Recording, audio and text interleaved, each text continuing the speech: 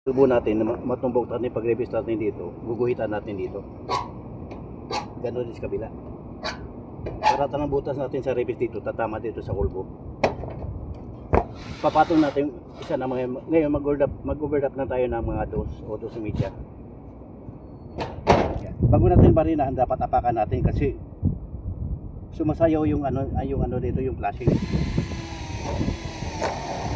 Apakan natin. Huwag mo na natin ilipat yung paa natin kasi magbabago yung butas na yan.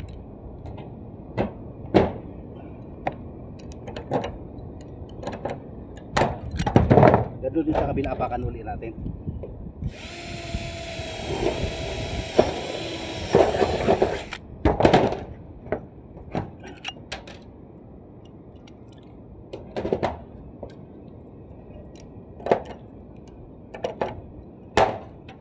Ganoon sa kabila.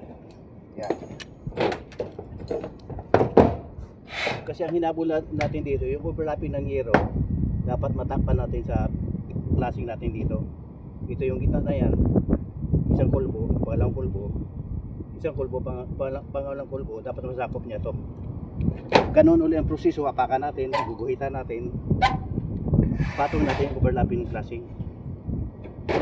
Apakan uli natin, yan.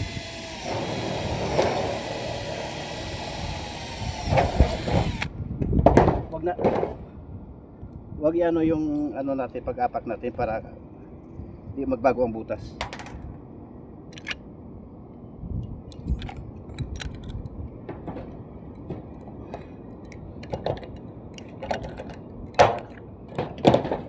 Ganun ulit sa kabila.